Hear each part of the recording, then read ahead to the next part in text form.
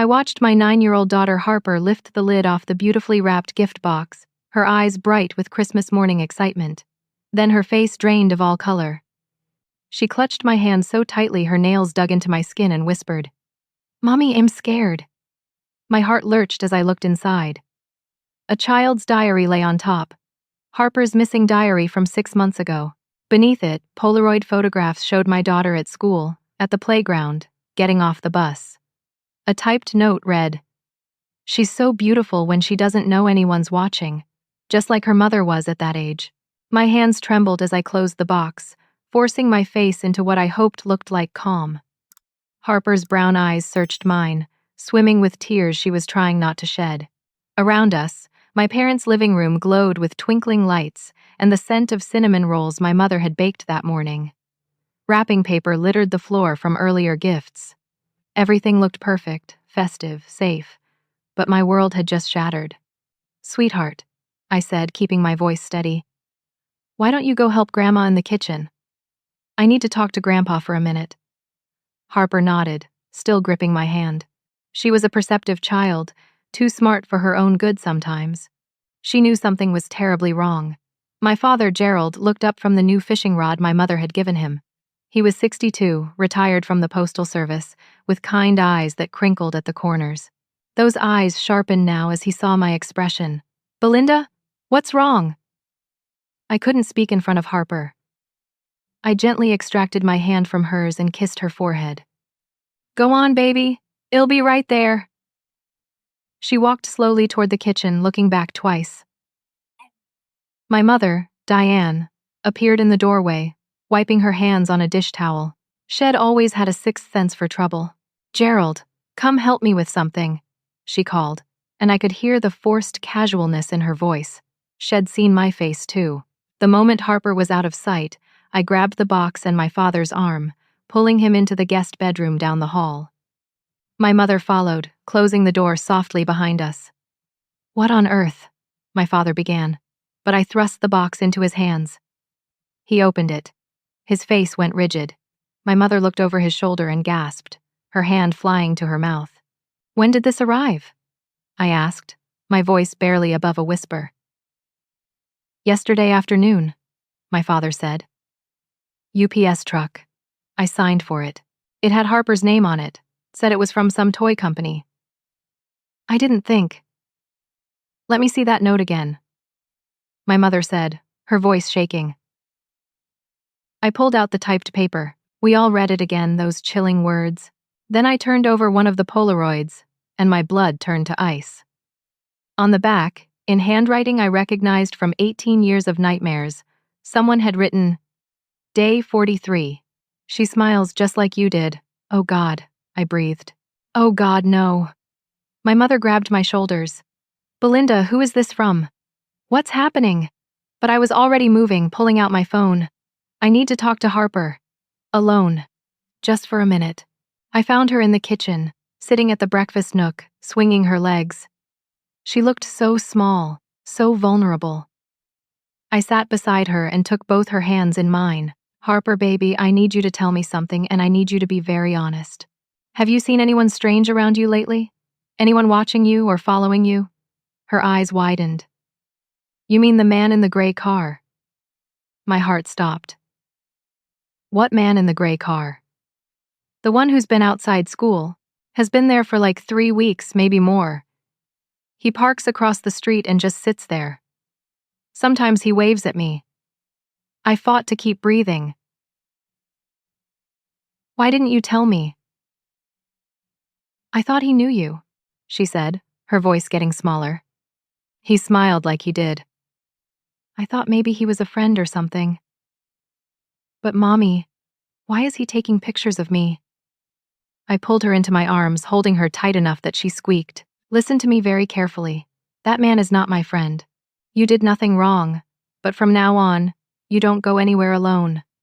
You stay with me, or Grandma, or Grandpa, at all times. Do you understand?" She nodded against my shoulder. I could feel her shaking.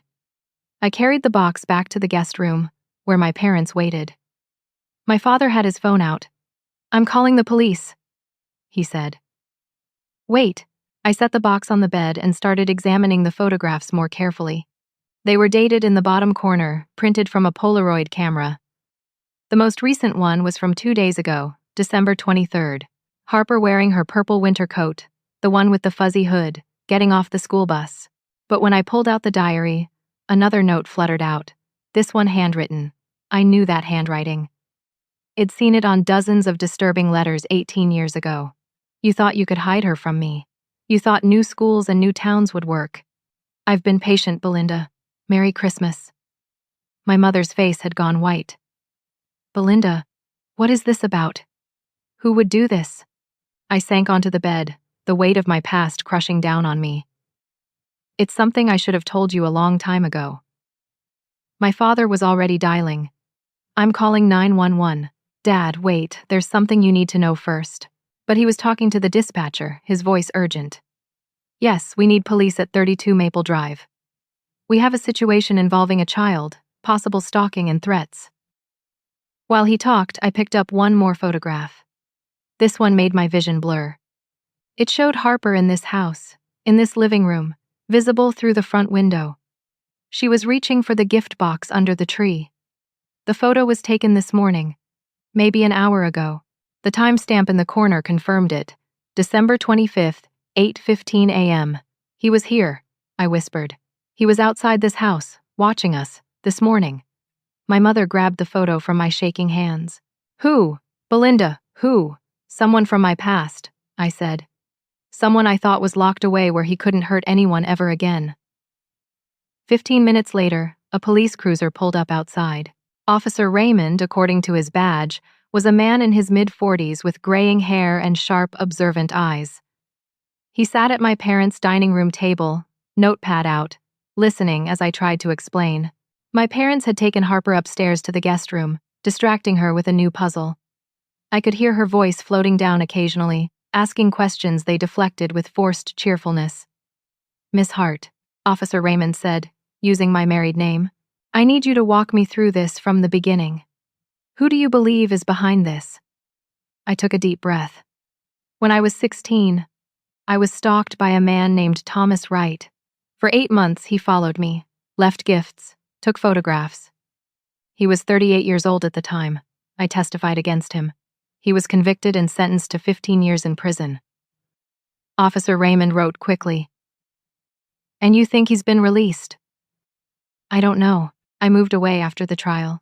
I got married, changed my name from Morrison to Hart. I never looked back.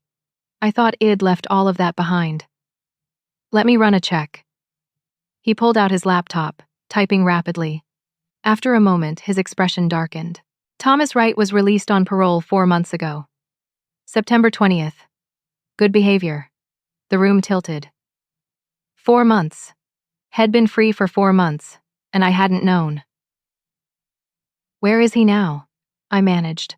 According to the system, has registered at an address in Cleveland, Ohio. That's about 400 miles from here. Has required to check in with his parole officer monthly. Then how is he here? My mother demanded. How is he taking pictures of my granddaughter? Officer Raymond frowned at his screen.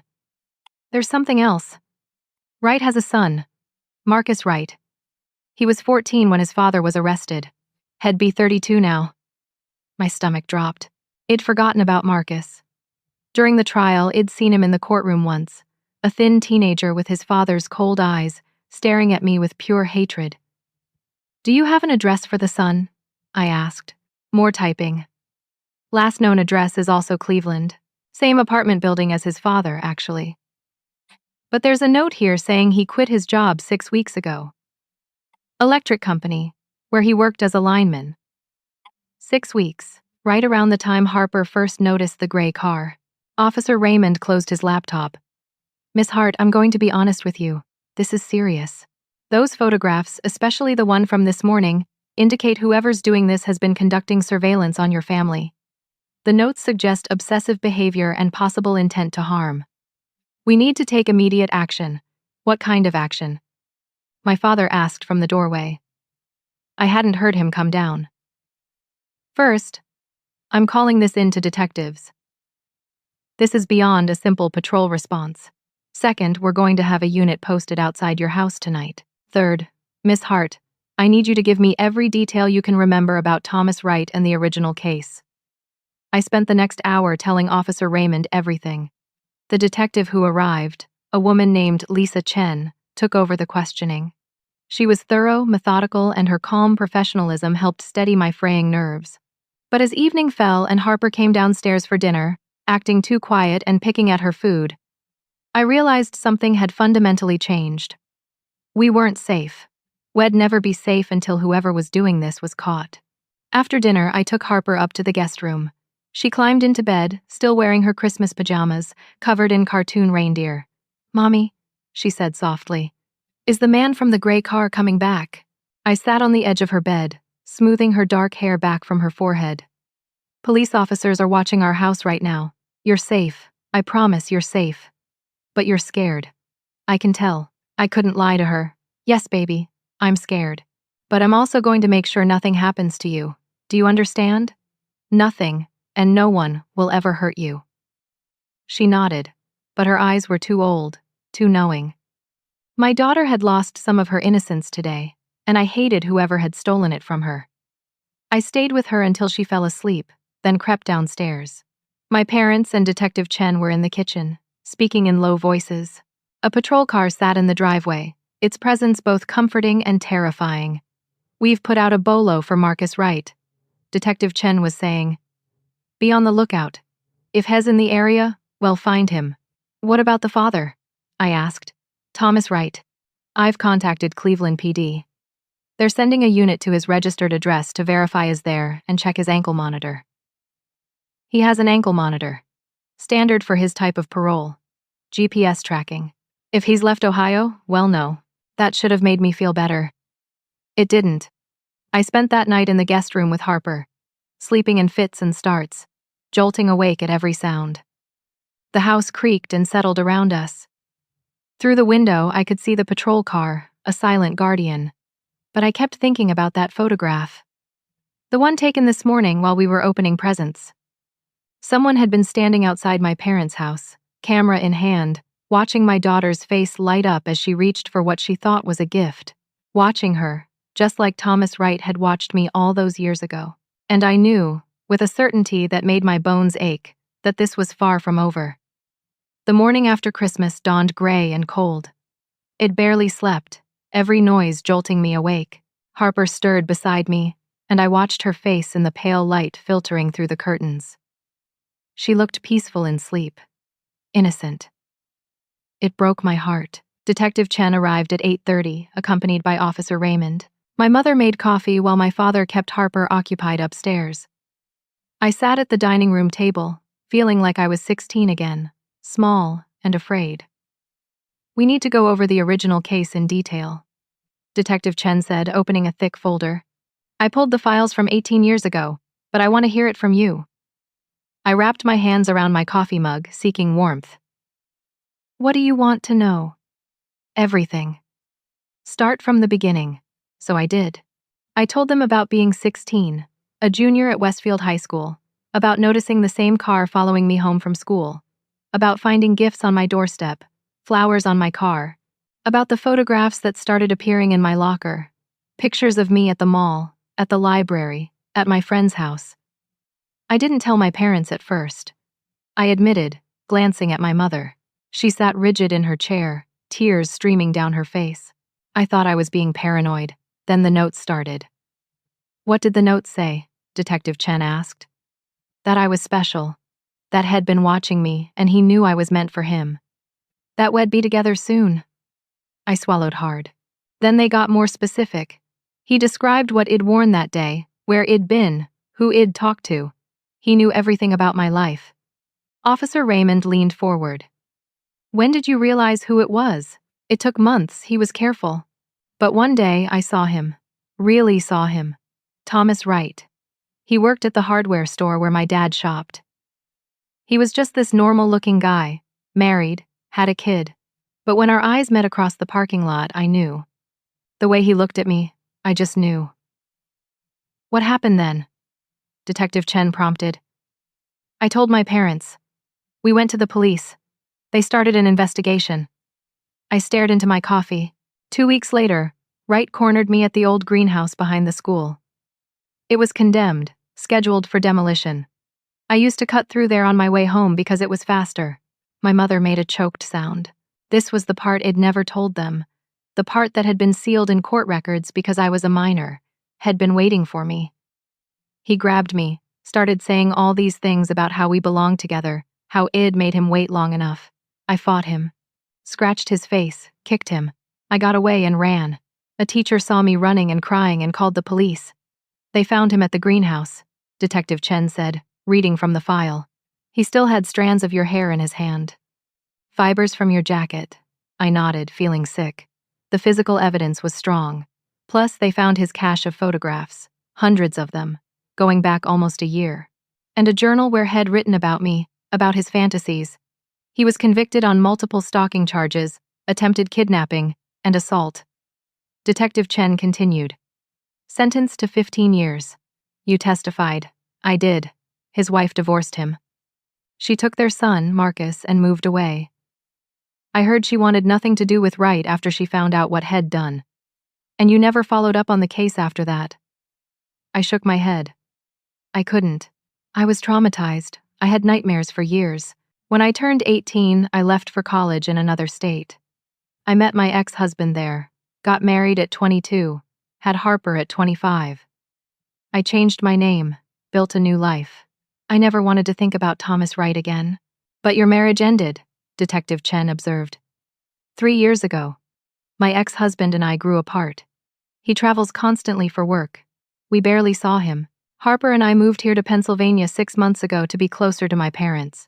Fresh start. Did you tell your ex-husband about Wright? No, I admitted. I told him I'd had a bad experience in high school, nothing specific. It was easier to just bury it. Detective Chen exchanged a look with Officer Raymond. Miss Hart, I need to tell you something. We sent Cleveland PD to Thomas Wright's registered address last night. My heart began to pound. And he wasn't there. The apartment was empty. Neighbors say they haven't seen him in over a week. The room spun, but his ankle monitor, somebody tampered with it. They found it in the apartment, cut off. Wright violated his parole. Hess in the wind. I couldn't breathe. My mother reached across the table and gripped my hand. There's more, Detective Chen said gently. We've been trying to locate Marcus Wright. We tracked his last known phone number. He hasn't answered, but we got his social media accounts. She turned her laptop toward me. On the screen was a Facebook page under the name Mark Wilson, but the photos were clearly Marcus Wright. Head grown into a hard-looking man with his father's sharp features.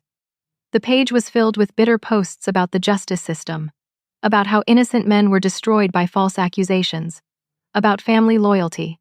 Scroll down, Detective Chen said. I did. My hands shook so badly I could barely control the mouse. Then I saw it. A post from 6 weeks ago, the day Marcus had quit his job. Sometimes you have to sacrifice everything to right a wrong. My father gave his life for our family's honor. Now it's my turn to restore it. The woman who destroyed us will understand what she took from us. Her daughter will learn what her mother really is. Oh God, I whispered. Keep scrolling, Detective Chen said, her voice tight. I found a photograph Marcus had posted 3 weeks ago. A gray Toyota Camry, newly purchased according to the caption. New wheels for a new mission, had written. The same car Harper had described. We believe Marcus has been stalking your daughter under his father's direction, Detective Chen said. But we think Thomas Wright is here now. In Pennsylvania. That handwritten note, the one from this morning's photograph. Our handwriting analyst confirmed it matches Wright's writing from the original case. I pushed the laptop away, feeling like I might vomit. They're working together, father and son, it appears so. And Miss Hart, there's something else you need to know. We went to your apartment this morning. My apartment? Why? We wanted to secure it, make sure no one had accessed it while you were here. But we were too late. Someone broke in last night. I stood up so fast my chair fell over. What? Nothing was stolen. But someone went through Harper's room thoroughly. Every drawer, her closet, her toy box, and they left a message. Detective Chen pulled out her phone, showed me a photograph.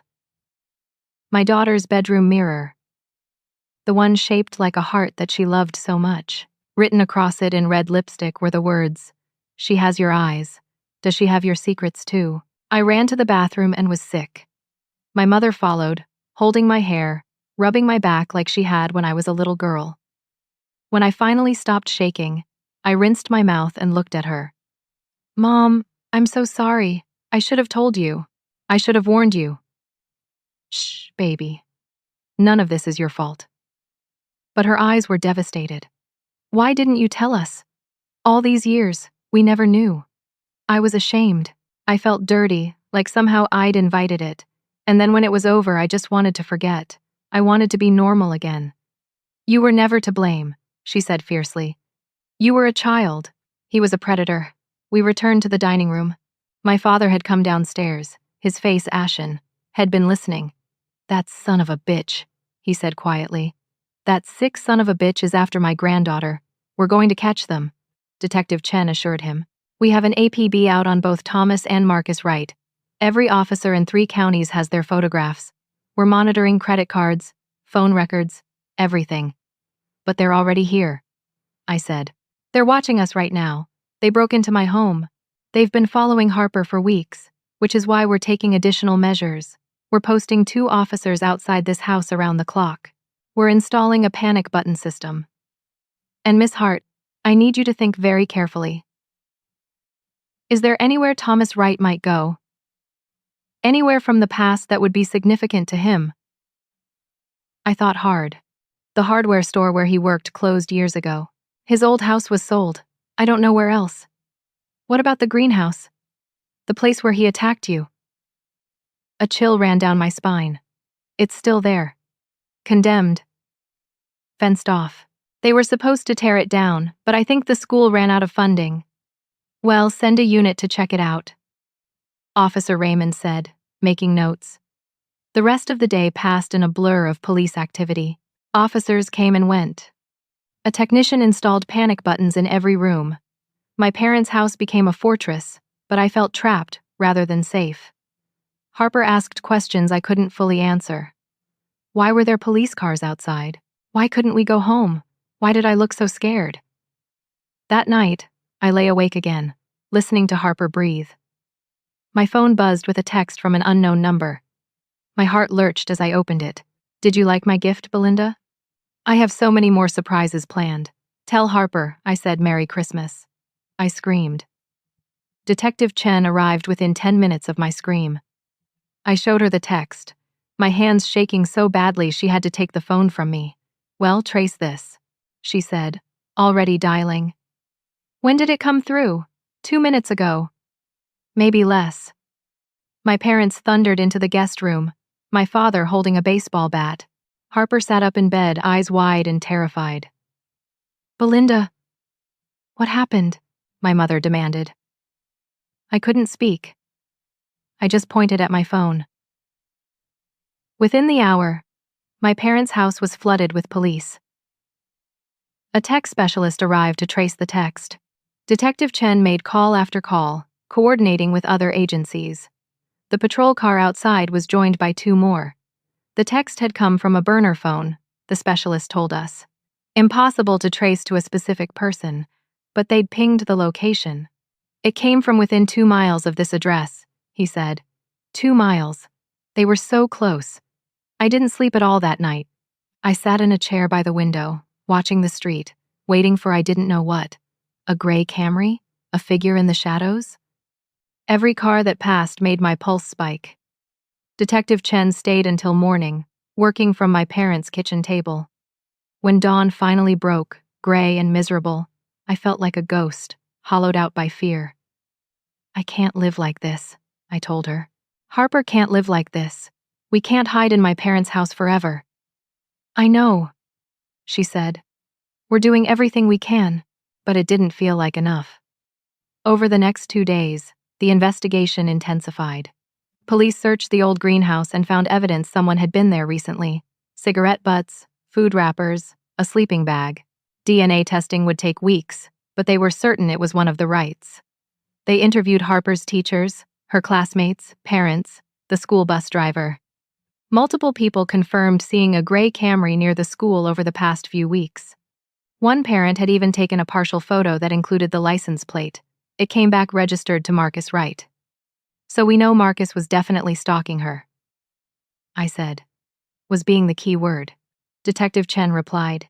We haven't had a single sighting of him or the vehicle in 48 hours. Has gone to ground. Meanwhile, Thomas Wright remained a ghost. Cleveland PD searched his apartment thoroughly. They found more photographs of Harper, printouts from social media, maps of her school, and my parents' neighborhood. Had been planning this for months. Why? I asked Detective Chen. Why is he doing this? He served his time. If Head just stayed away, he could have rebuilt his life.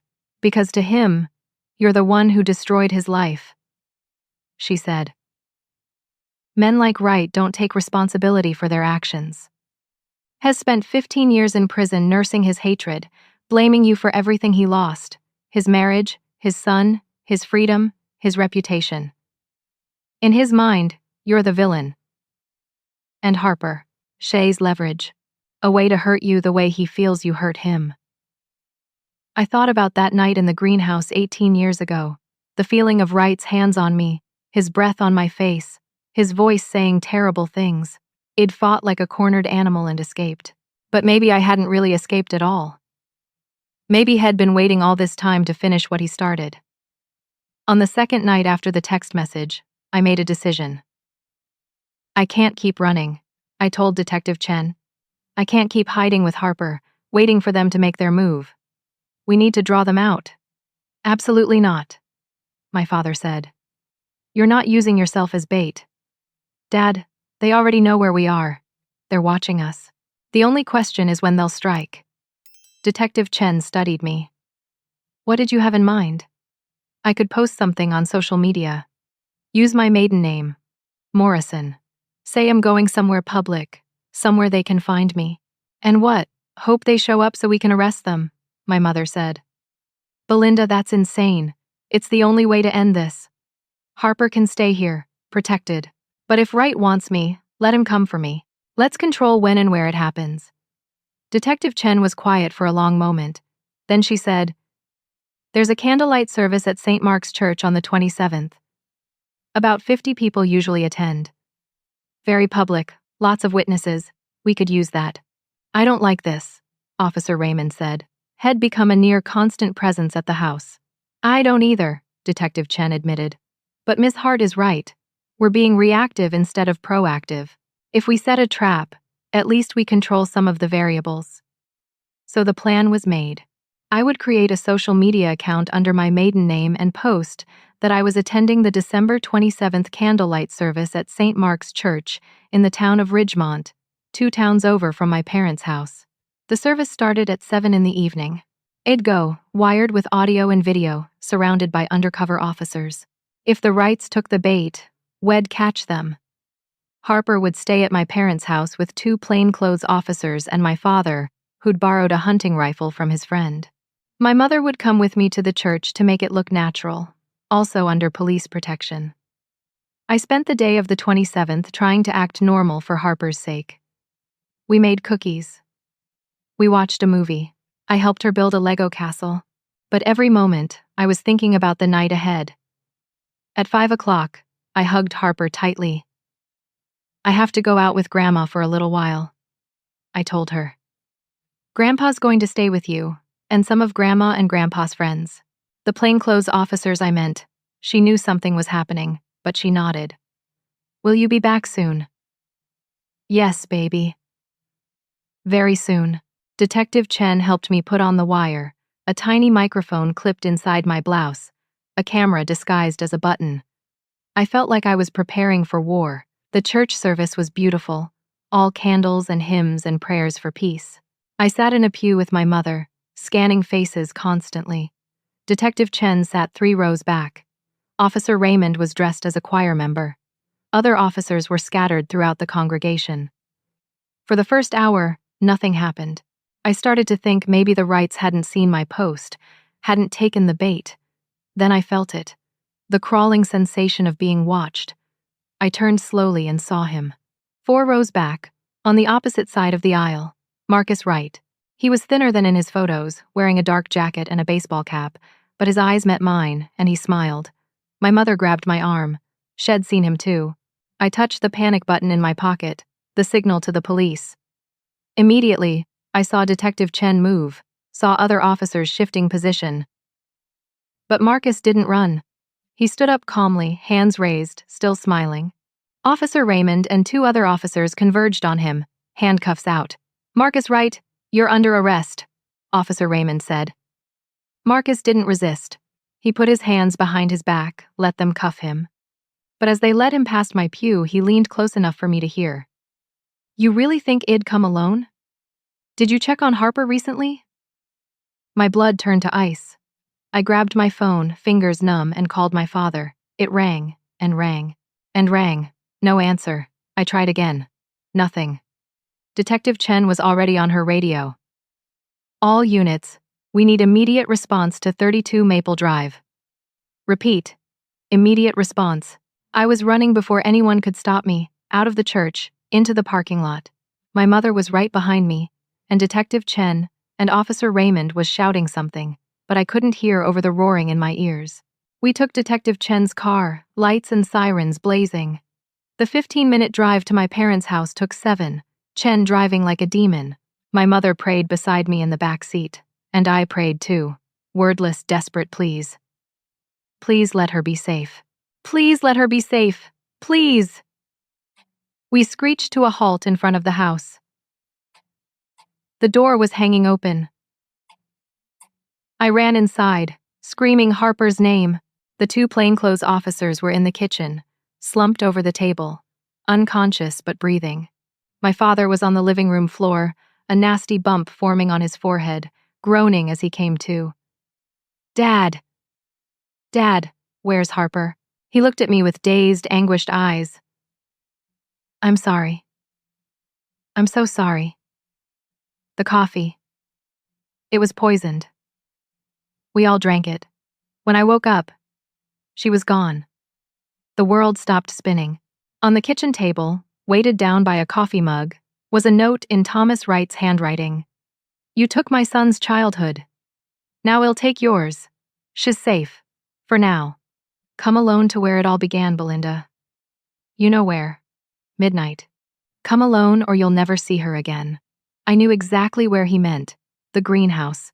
The place where it had all started 18 years ago. The place where it would end tonight. The paramedics arrived to treat my father and the officers. The coffee had been drugged with a powerful sedative, enough to knock out adults but carefully measured not to kill. Thomas Wright had broken in through the basement, they determined, while everyone was focused on the church. "He must have watched us set the whole trap," I said numbly. "He let Marcus be the decoy while he came here." "How did he know about the basement entrance?" Detective Chen asked my father. "It's not hidden," he said, holding an ice pack to his head. "Anyone watching the house for a few days would see us using it. We keep recycling bins down there, take out the trash that way. So simple. So obvious." While Wed'd been focused on protecting the front of the house, Wright had walked right in the back. Detective Chen's phone rang. She answered, listened, her face going grim. She hung up and looked at me. "That was the station. Marcus Wright is asking to speak to you." "What?" "He says he has information about where his father took Harper. But he'll only tell you." We rushed to the police station. They had Marcus in an interrogation room, still handcuffed. When I walked in with Detective Chen, he looked up at me, and I saw something I didn't expect in his eyes. Regret. "I didn't know he was going to take her," Marcus said. "You have to believe me. I thought we were just going to scare you, make you understand what you'd done to our family." "I testified against a predator who stalked me when I was a child," I said coldly. "I didn't do anything to your family. Your father did, I know that now." He swallowed hard. "I've been visiting him in prison for years. He filled my head with so much poison. Told me you were evil, that you'd lied about him, destroyed an innocent man. I believed him because he was my dad. What kid doesn't want to believe their father? Where is he?" Detective Chen demanded. "Where did he take Harper?" "I don't know exactly. But I know what he's planning." Hes going to make you watch him hurt her. Then he's going to burn the place down with all of you inside. He told me last week and I finally realized he was completely insane. I tried to stop him. We fought. He knocked me out and left me in a motel room. I grabbed the edge of the table.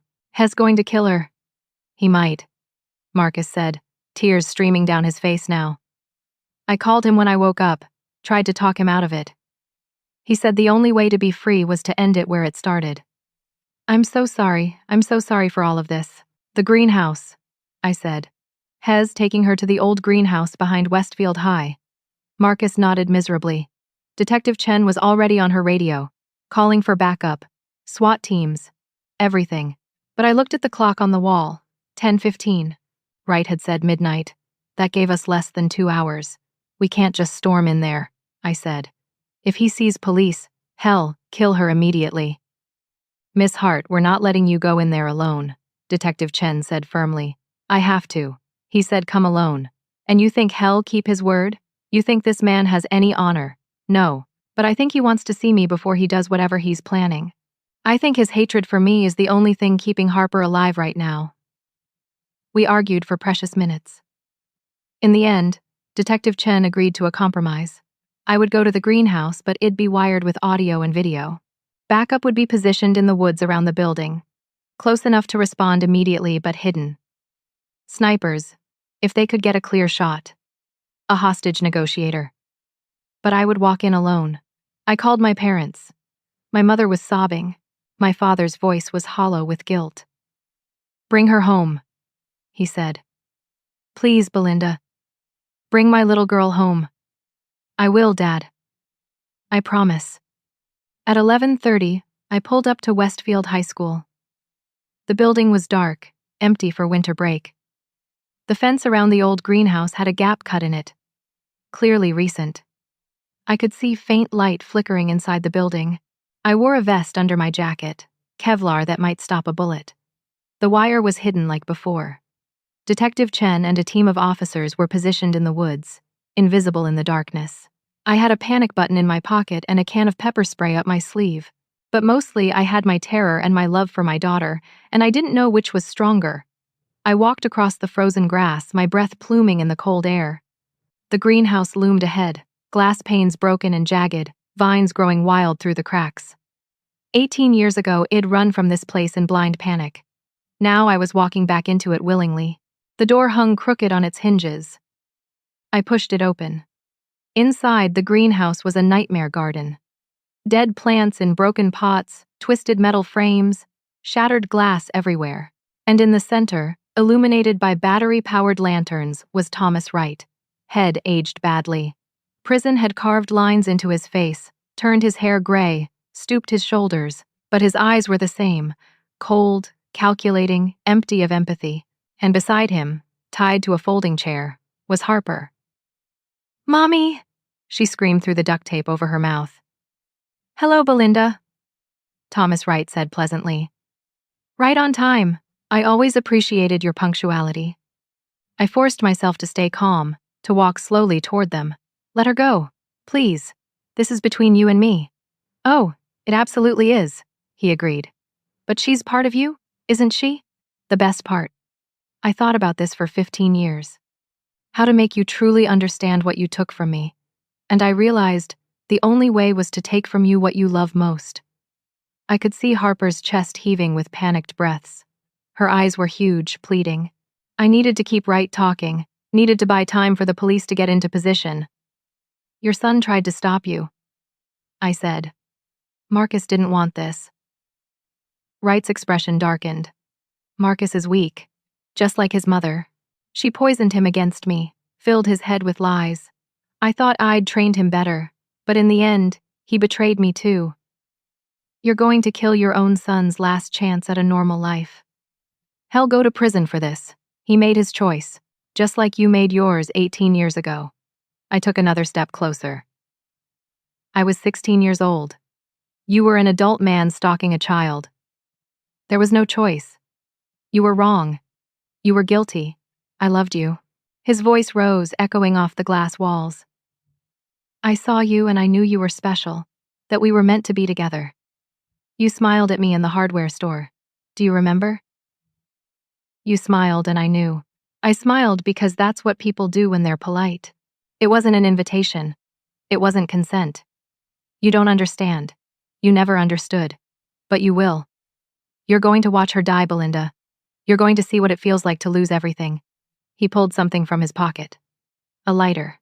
And I saw for the first time the containers scattered around the greenhouse. Gasoline cans. Had been planning to burn us alive. Harper was crying now, the sound muffled by the tape. I met her eyes, tried to tell her silently that it would be okay, that I would save her, but I didn't know if I could. Before you do this, I said, stalling desperately. I want to know something. Why now? You could have let it go, started over. Why come after us? Because every day I was in prison, I thought about you. Every single day. The other inmates, they had their families visit. My wife divorced me. Marcus barely came. I lost my job, my home, my reputation. I became a registered sex offender. Do you know what that means? I can't live within 1,000 feet of schools or playgrounds. I can't get decent work. People look at me like I'm a monster. You are a monster, I said quietly. His hand tightened on the lighter. I'm a man who made one mistake. One mistake, and you destroyed my entire life. You made hundreds of mistakes. Every time you followed me. Every photo you took. Every note you left. You chose to stalk a child. You chose to attack me. Those weren't mistakes. They were crimes. I was close now. Maybe 10 feet away. Harper's chair was between us. I could see that she'd been working at the ropes binding her wrists. One hand was looser than the other. My brave, clever girl. Wright started pouring gasoline from the nearest can, splashing it across the floor. The smell made my eyes water. Last chance, Belinda. Beg me. Beg me to spare her, and maybe I will. I looked at him. This pathetic man who'd wasted his life on hatred and obsession. And I made a choice. No. He blinked, surprised. I won't beg you for anything. You're a coward and a predator, and I'm done being afraid of you. His face contorted with rage. He flicked the lighter. And that's when Harper pulled her hand free from the rope, ripped the tape from her mouth, and screamed at the top of her lungs. Now! The greenhouse exploded with movement. Windows shattered as SWAT team members came through. The door burst open. Detective Chen and Officer Raymond rushed in, weapons drawn. Drop the lighter! Drop it now! Wright spun, confused, the lighter falling from his hand.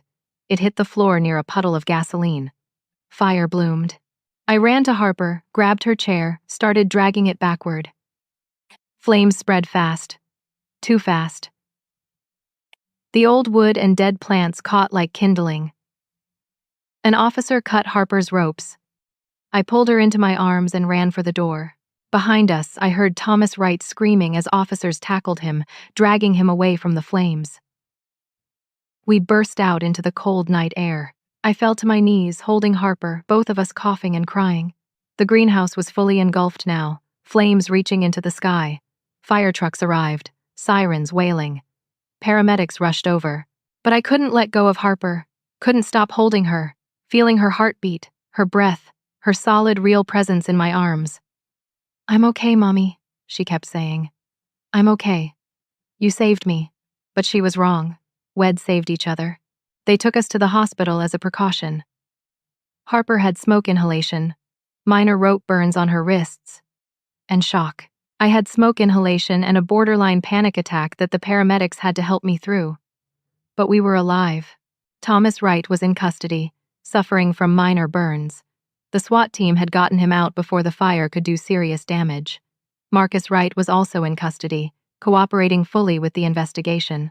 My parents arrived at the hospital looking like they'd aged 10 years. My mother gathered Harper into her arms and sobbed. My father stood with his hand on my shoulder, unable to speak. Detective Chen came by around 2 a.m. I was sitting in Harper's hospital room, watching her sleep. Probably for the 100th time. You did good tonight, she said quietly. I almost got us both killed. You saved your daughter's life. Wright was planning to burn that greenhouse whether you showed up or not. If you hadn't gone, if we hadn't been there, Harper would have died alone and terrified. The thought made bile rise in my throat. What happens now? I asked. Rights going away forever. Kidnapping, attempted murder, arson, violating parole, about 24 other charges.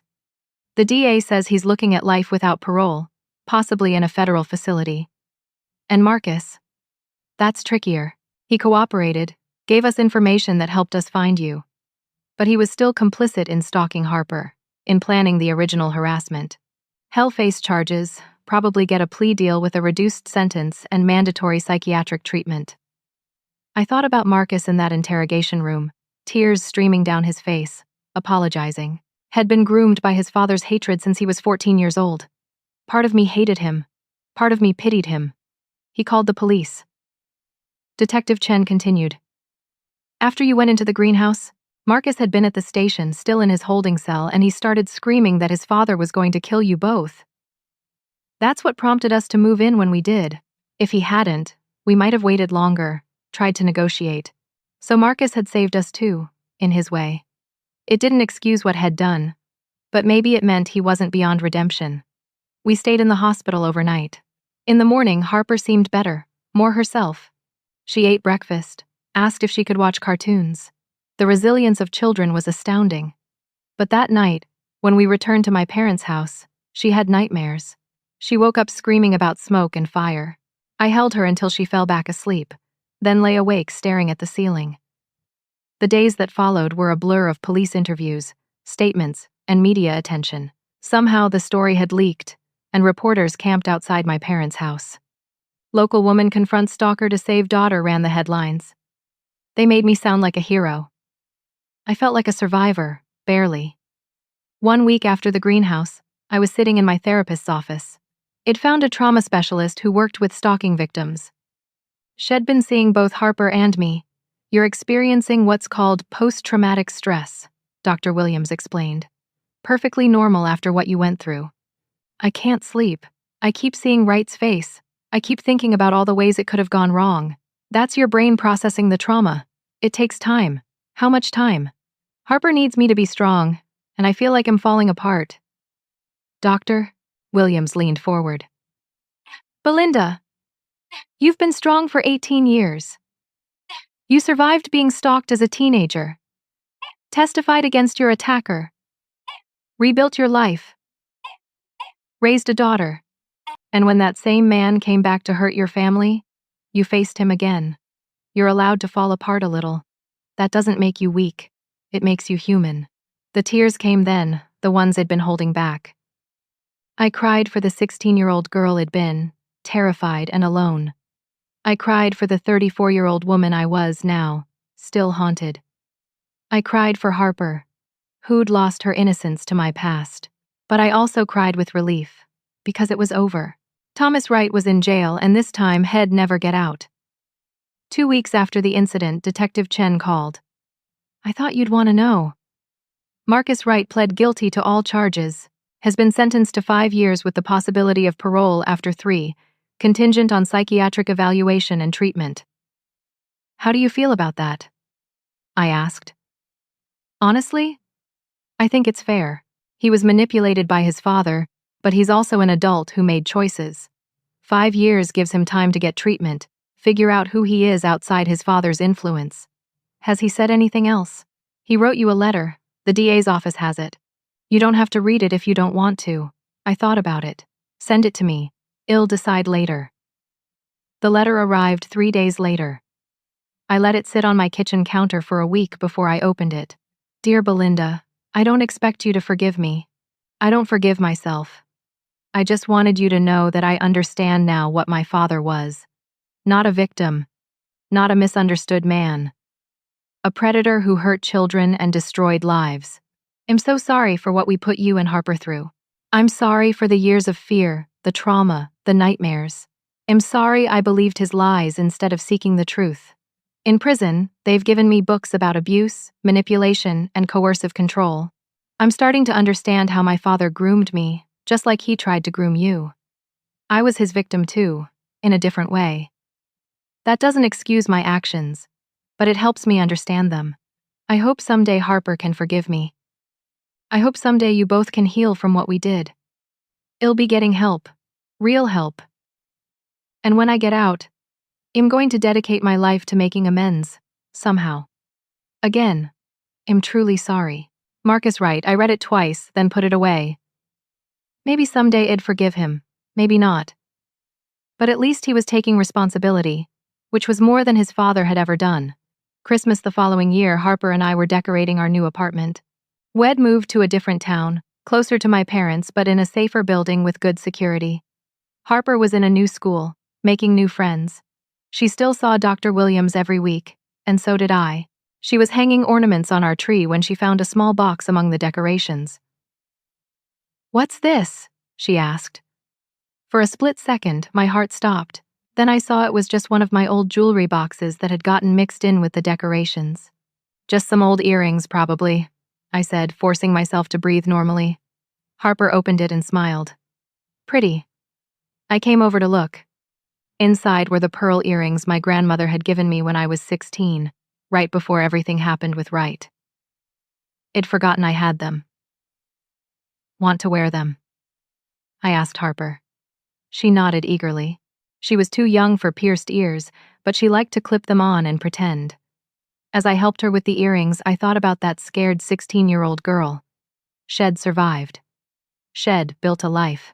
Shed fought back when necessary and protected what she loved. And maybe, finally, she could rest. Harper looked at herself in the mirror, turning her head to see the earrings catch the light. "Mommy, do you think we'll always be safe now?" I could have lied, could have promised her nothing bad would ever happen again, but I'd learned that lies, even kind ones, didn't protect anyone. "I think we'll always fight to keep each other safe," I said instead, "and I think we're stronger than we know." "We proved that, didn't we?" She thought about it, then nodded. "We're brave. The bravest." I agreed. That night, after Harper was asleep, I sat by the window and looked out at the peaceful street. No gray cars, no figures in the shadows. Just normal evening traffic and neighbors walking dogs. I thought about Thomas Wright in his cell, probably still blaming me for his choices. I thought about Marcus Wright in a different cell, hopefully learning to take responsibility for his. And I thought about myself, Belinda Hart, survivor. I wasn't the same person I'd been a year ago. That woman had been running from her past, hiding secrets, hoping if she never looked back, the monsters wouldn't find her. This woman knew better. The monsters had found her. And Shed faced them and won. I picked up my phone and scrolled to a number I'd saved but never called. The support group for stalking victims that Detective Chen had told me about. I'd been meaning to go, but kept finding excuses. I sent a text. "Hi, my name is Belinda. I'd like to join the group. When's the next meeting?" The response came quickly. "Welcome, Belinda. We meet every Tuesday at 7. We'd love to have you." It felt like a step, a small one, toward something new. Not forgetting the past, but integrating it, owning it, using it to help others. I was a survivor. And now, maybe, I could help other survivors too. 3 months after the greenhouse incident, on a cold March morning, I sat in a courtroom for Thomas Wright's sentencing hearing. The trial itself had been relatively quick. With so much evidence and Marcus' testimony, Wright's lawyers had advised him to plead guilty in exchange for avoiding the death penalty. Harper was with my parents. It debated whether to bring her, let her see the man who'd terrorized us receive justice. But Dr. Williams had advised against it. Harper was healing. There was no need to re-traumatize her. The courtroom was packed. Reporters filled the back rows. Wright sat at the defense table in an orange jumpsuit, his hands cuffed. He looked smaller than I remembered, diminished. The prosecutor, a sharp woman named Janet Morris, stood to read the charges. Kidnapping, attempted murder, arson, assault, violation of parole, stalking. The list went on and on. Then it was time for victim impact statements. I'd written mine the night before, revised it a dozen times. My hands shook as I walked to the podium. I looked directly at Thomas Wright. He stared back, his expression blank. 18 years ago, I began, my voice steady despite my nerves. You decided that a 16-year-old girl existed for your pleasure. You stalked me, terrified me, attacked me. You stole my sense of safety, my ability to trust, my innocence. When you were convicted, I thought it was over. I thought I could move on, build a life, be free of you. Wright's jaw tightened, but he said nothing. But you never let me go, did you? You spent 15 years in prison thinking about me, planning your revenge. And when you got out, you didn't just come after me. You came after my daughter. A 9-year-old child who'd done nothing to you, whose only crime was being my daughter. My voice cracked. I paused, took a breath. You took photographs of her without her knowledge. You followed her to school. You broke into our home, stole her diary, her sense of safety. You drugged my parents and their guests. You kidnapped my child and tried to burn us both alive. The courtroom was absolutely silent. I want you to understand something, Mr. Wright. You did not break me, not 18 years ago and not now. Yes, I'm traumatized. Yes, I have nightmares. Yes, Harper and I are both in therapy, working through what you did to us. But we're alive, we're together, we're healing. I leaned closer to the microphone. You, on the other hand, have lost everything. Your freedom, your son, any chance at redemption. You're going to spend the rest of your life in a cell, old and alone, because you refused to take responsibility for your actions. You blamed a child for your crimes. And now you're paying the price. I straightened up, looked at the judge. Your Honor, I ask that you sentence Thomas Wright to the maximum penalty allowed by law. Not because I want revenge, but because this man has proven, twice now, that he's a danger to society. He cannot be rehabilitated. He cannot be trusted. He needs to be locked away where he can never hurt anyone again. I returned to my seat. The prosecutor squeezed my hand.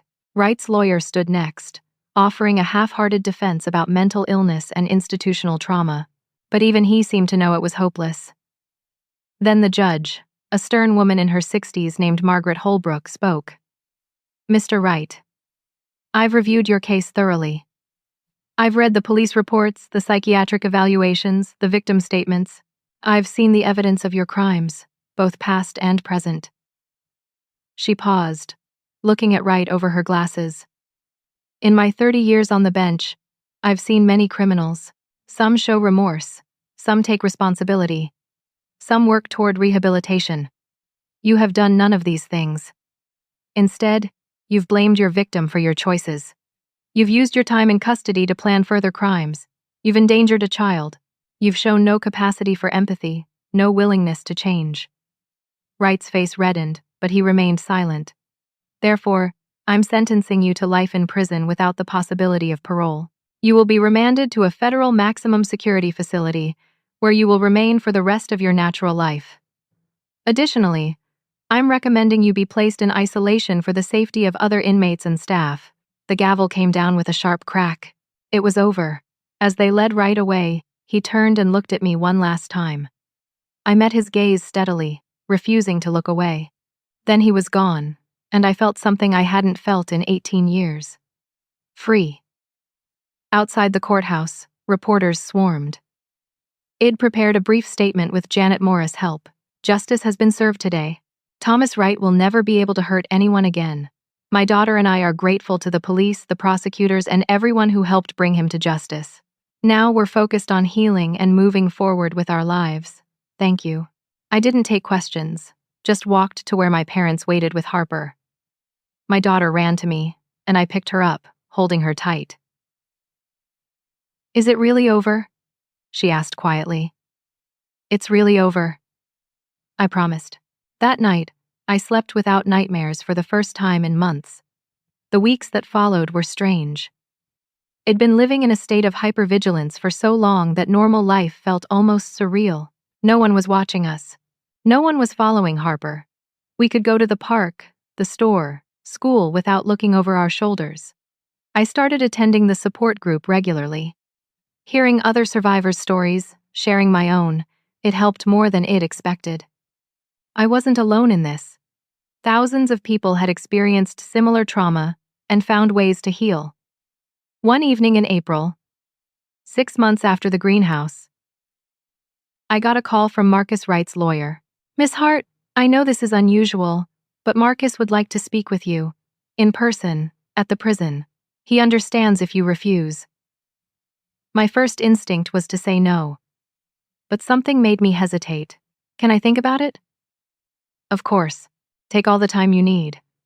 I discussed it with Dr. Williams in my next session. What would you want from such a meeting? She asked. I don't know. Maybe closure? Maybe I want to see if he's really changed, or if he's still making excuses. And if he's still making excuses, then I walk away knowing I gave him a chance and he wasted it. That's fair. But Belinda, remember, you don't owe him anything. Not forgiveness, not understanding, not even this meeting.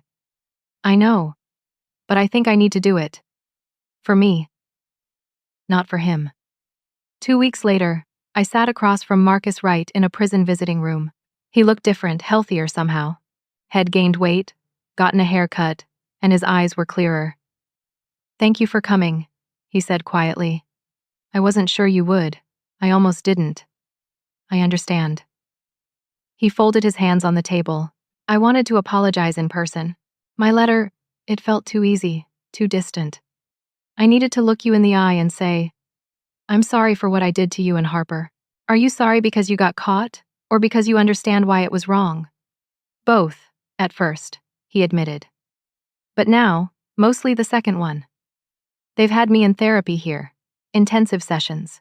I'm starting to understand how my father manipulated me, how he used my love for him to make me complicit in terrible things. That doesn't excuse your choices. No, it doesn't. I was an adult. I could have questioned him, walked away, called the police. I didn't do any of those things until it was almost too late. I studied his face, looking for signs of deception. I didn't see any. What are you going to do when you get out? I asked. If I get out, he corrected. Parole isn't guaranteed. But if I do, I want to work with at-risk youth. Kids who are being manipulated by parents or authority figures. I want to help them see what I couldn't see until it was too late. That's ambitious. I know I can't undo what I did, but maybe I can stop someone else from making the same mistakes. We talked for another 30 minutes. About his therapy, his regrets, his understanding now of what his father truly was. When the guard announced time was up, I stood to leave. Marcus, I said, I can't forgive you. Not yet. Maybe not ever. What you did hurt my daughter, and that's unforgivable in my book. But I hope you do change. I hope you get out and help those kids. I hope you break the cycle your father started. His eyes were wet. Thank you. That's more than I deserve. Yes. I agreed. It is. I walked out of that prison feeling lighter. Not because I'd forgiven Marcus, but because I'd faced him and said my truth. He couldn't hurt me anymore. His father couldn't hurt me anymore. I was taking my power back, piece by piece. Summer came, warm and bright. Harper finished 4th grade with good grades and new friends. She still had occasional nightmares, but they were getting less frequent. She was laughing more, playing more, being a kid again. For her 10th birthday in August, we threw a party at my parents' house. 12 kids from her class, balloons and cake and games in the backyard. Watching Harper run around with her friends, screaming with laughter, I felt tears prick my eyes. My mother came to stand beside me. She's doing so well. She is. Kids are resilient. So are their mothers, she said, putting her arm around me. I'm proud of you, Belinda. What you did, facing Wright, protecting Harper, dealing with all of this. You're stronger than I ever knew. I learned from you, Mom. She smiled. Maybe. But you found your own strength too. That night, after all the guests had gone home and Harper was asleep, Sugar crashed and happy, I sat on my parents' back porch with a cup of tea. The same porch where a year ago I'd been terrified and helpless. Now I was at peace. My phone buzzed. A text from the support group leader. Great meeting tonight. Your story really helped, Sarah. Thank you for sharing. I'd started speaking at the meetings, telling my story, offering hope to newer members. It felt good to help others the way the group had helped me. I typed back.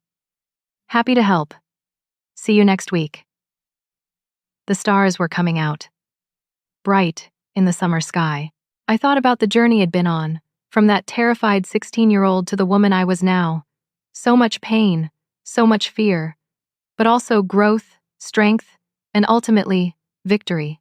Thomas Wright had tried to destroy me twice. Had failed both times. I was still here. Harper was still here. We were happy, healing, moving forward, and that was the best revenge of all. 1 year after the greenhouse, I stood in the community center on a Tuesday evening, looking at the faces of 15 women gathered in a circle. The support group had grown, adding new members every month. Some were fresh from trauma, eyes haunted and hands shaking. Others, like me, were further along in their healing journey. "My name is Belinda," I began, like I did every week, "and I'm a survivor of stalking." The group responded in unison. "Hi, Belinda." I'd become a co-facilitator of the group, helping to guide discussions and offer support. Sharing my story repeatedly, I'd found had lessened its power over me. The nightmares had faded to occasional bad dreams. The hypervigilance had eased into healthy caution. After the meeting, a young woman named Sarah approached me. She was 19, being stalked by an ex-boyfriend. "How did you do it?" she asked, tears streaming down her face. "How did you find the courage to fight back?" I took her hands in mine. I didn't feel courageous. I felt terrified, but I had something worth fighting for. My daughter, myself, my right to live free from fear. "You have those same things worth fighting for." "I'm so scared," she whispered. "I know, but you're not alone anymore. We're here, all of us, and we'll help you through this." She hugged me, and I hugged her back, remembering how desperately Id needed that same reassurance. At home, Harper was doing her homework at the kitchen table. She was thriving in 5th grade, confident and happy. Her therapist had reduced their sessions to once a month, a sign of real progress. "How was the meeting?" she asked, not looking up from her math problems. "Good," helped a new member. "Cool." She paused, pencil hovering over her paper. "Mommy, do you think I could talk at one of your meetings sometime? Like, when I'm older?" I sat down across from her. "Why would you want to do that?" "Because it happened to me too. And maybe my story could help other kids whose parents went through this stuff." My heart swelled with pride and heartbreak. My 10-year-old daughter, already thinking about helping others. "When you're ready," I said. "If you're ever ready." "No pressure." She nodded and went back to her math.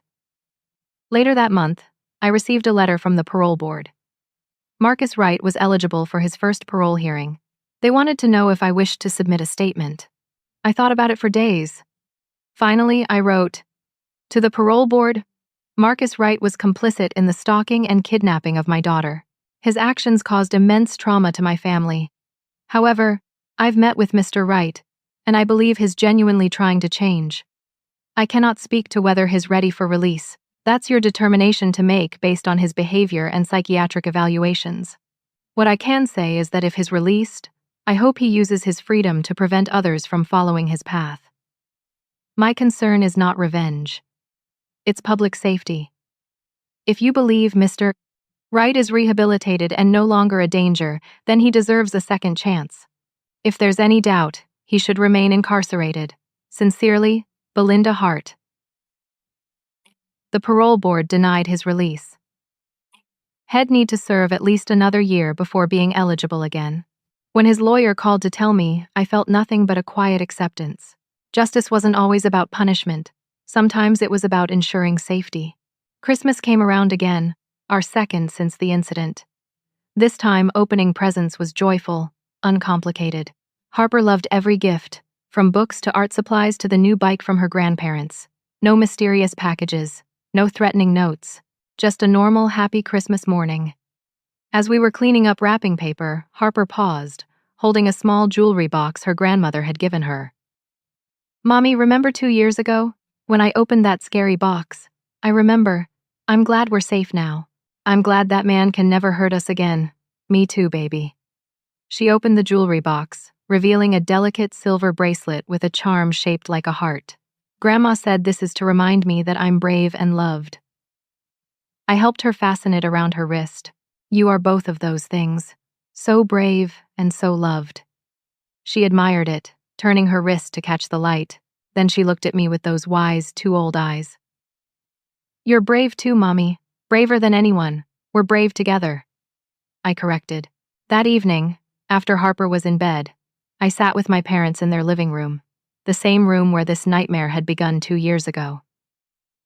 I've been thinking, my father said, about selling this house, moving somewhere smaller, because of what happened. I asked, concerned. Partly, but also because we're getting older. This place is too much upkeep.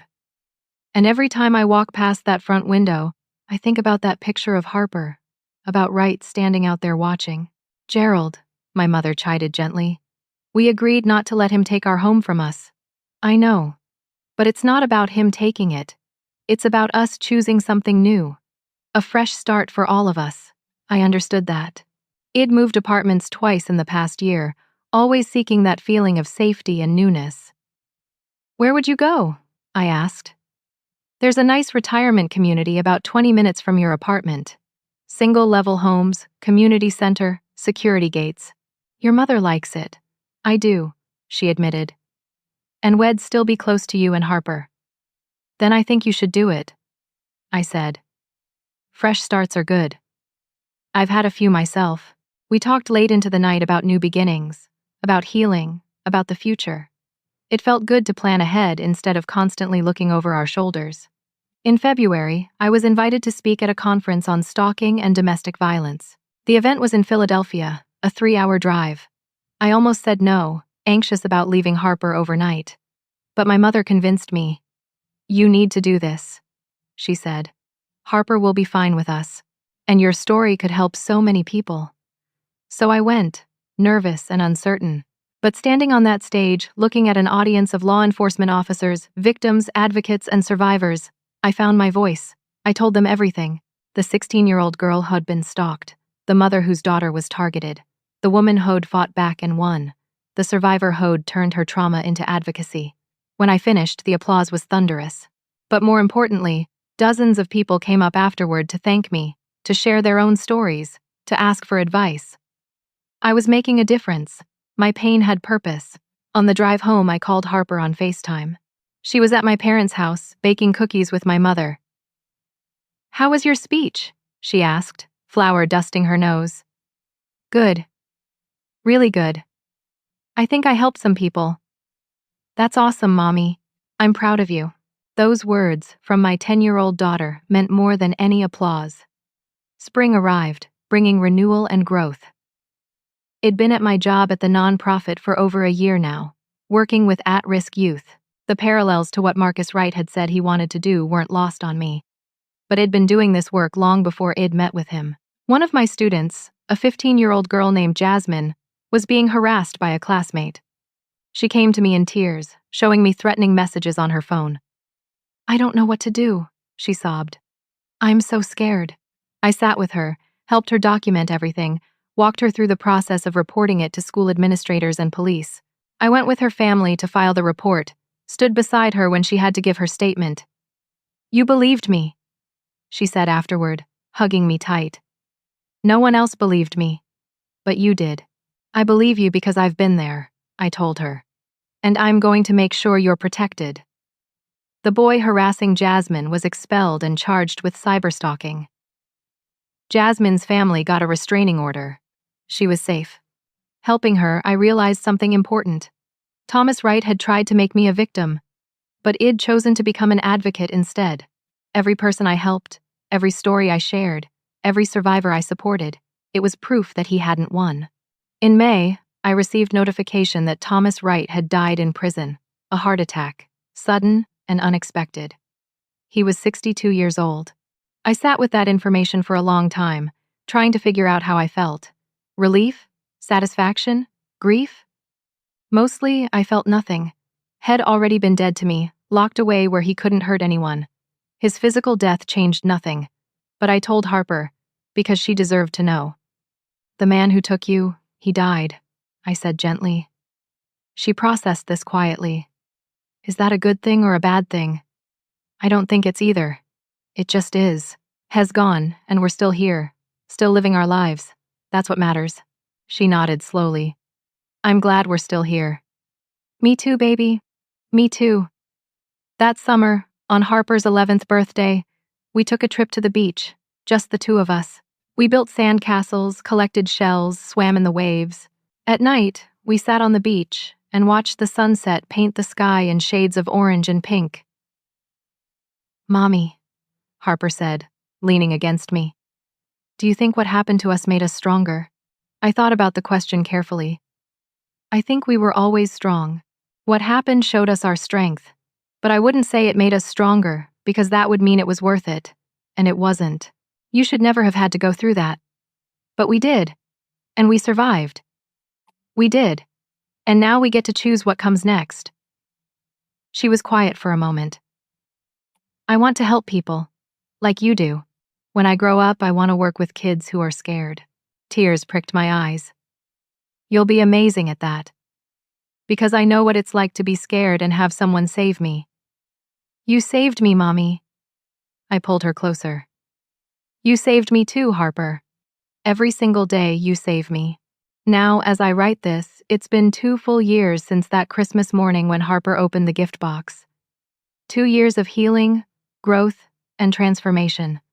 Harper is thriving, a confident almost 12-year-old with dreams of becoming a child psychologist. She still sees Dr. Williams occasionally, but mostly for check-ins now, not crisis management. I'm still running the support group, still speaking at conferences, still working with at-risk youth. I've started writing a book about my experiences, hoping to reach even more survivors.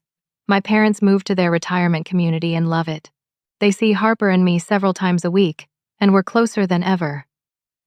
Marcus Wright was granted parole last month after serving 3.5 years. Hess in a halfway house, working at a youth center, attending mandatory therapy. I wish him well in his redemption, but I maintain my distance. As for me, I've learned that healing isn't linear. Some days I'm fine, strong, confident. Other days a gray car in a parking lot makes my heart race. But those days are fewer and farther between. I've learned that trauma doesn't define you unless you let it. I was stalked, threatened, terrorized. But I'm also a mother, an advocate, a survivor, a fighter. I've learned that love is stronger than fear. My love for Harper gave me the courage to face Thomas Wright in that greenhouse. My love for myself gives me the courage to keep healing, keep growing, keep living. Most importantly, I've learned that we're never truly free until we stop running from our past and turn to face it. For 18 years I ran. But when I finally turned around and confronted my monster, I discovered something crucial. He was just a man. Pathetic, broken, powerless. And I was powerful. That's what I want other survivors to know. You're powerful, you're strong, you're worthy of safety, peace, and happiness. The monsters from our past only have the power we give them. Take that power back. Face your fears. Fight for your freedom. Because you deserve to live without looking over your shoulder. You deserve to open gifts without terror. You deserve to watch your children grow up in safety. You deserve to be free. And if I can find that freedom after everything I've been through, so can you. Thank you for listening to my story. Thank you for being here, for bearing witness, for believing survivors. Now I have a question for you. Have you ever had to find courage you didn't know you had? Have you ever faced something terrifying for the sake of someone you loved? I'd love to hear your thoughts in the comments below. If this story resonated with you, please like this video and subscribe to our channel for more stories of survival, strength, and hope. And please share this with anyone who might need to hear it. You never know whose life you might change by sharing a story. From the bottom of my heart, thank you. May you find your own strength, your own healing, and your own freedom. Stay strong, stay safe, and remember, you're braver than you know.